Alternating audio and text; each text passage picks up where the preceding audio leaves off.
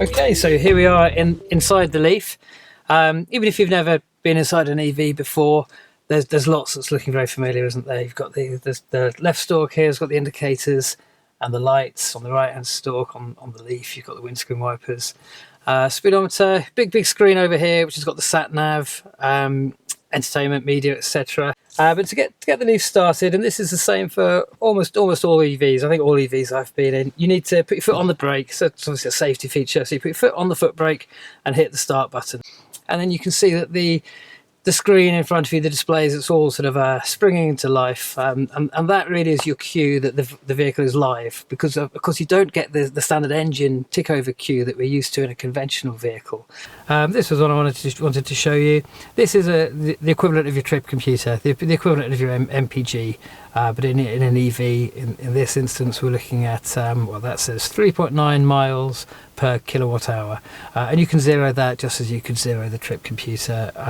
So you can measure trip average MPG on a conventional vehicle. You can measure trip average energy consumption in an EV.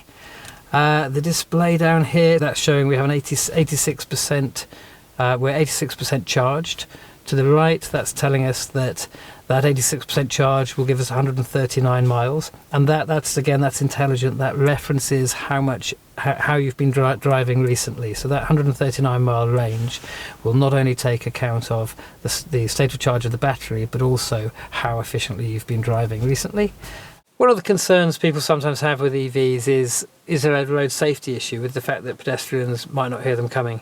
Will pedestrians walk out in front of the vehicles? And for that reason, from July 2019 in the UK and the rest of the EU, it's going to be a legal requirement that EVs make an artificial sound to warn pedestrians in certain situations. At higher speeds it's not necessary, because the main noise from a vehicle, even a petrol and diesel vehicle, is then road noise. It's the sound of the tyres on the tarmac.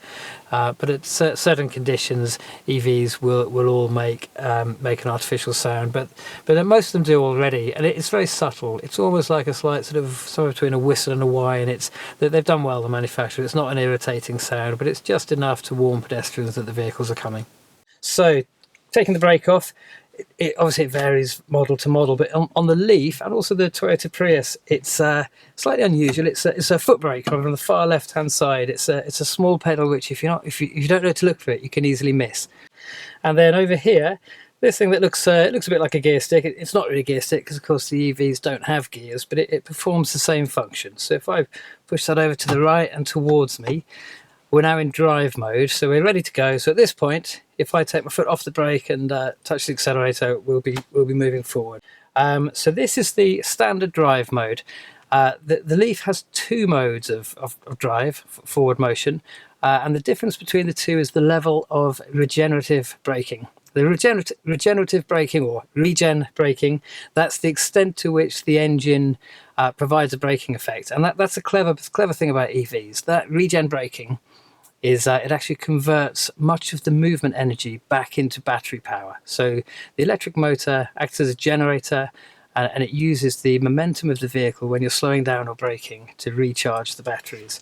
But you almost always get a choice between a high level of regen or a low level of regen. On the Leaf here, it always goes into the lower level of regen first, and that's also indicated here by the D on the screen in front of me.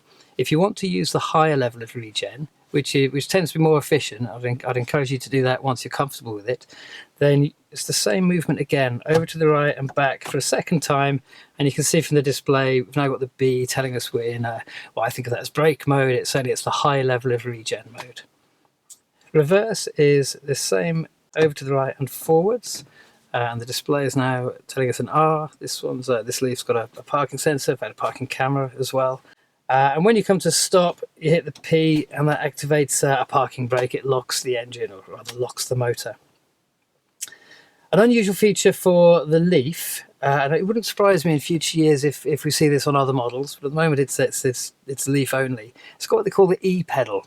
Now the E-pedal allows you to drive the car just using the accelerator. But the idea of the E-pedal is that for 90% of your driving, you would only use the accelerator.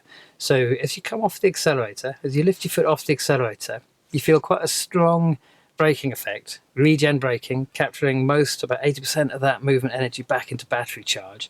And then at low speeds, when the regen doesn't have much effect, in the low speeds, the car then automatically applies the conventional hydraulic brakes, even though you're not touching the brake pedal. EVs almost always have an eco button. And eco is nothing to do with regen.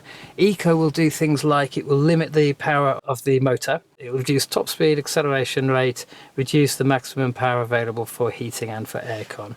Nissan say that will add about 10% to the range. In reality, that depends on various factors, but it's it's worth using that button most of the time. Again, even the quite basic models of EVs tend to have heated seats on the Leaf. The controls are down here, and heated steering wheels. And the reason for that is that with an EV, when you hit the heater, you're turning on a separate heating function. And we know from the home, don't we, that electrical heaters use a lot of energy. So the reason we have heated seats and heated steering wheels in EVs is that it's much more efficient, or rather it uses less energy to heat just those aspects of the car instead of the whole cabin. So by using those features, you could often find you're comfortable having the cabin temperature a little bit cooler, and therefore less strain on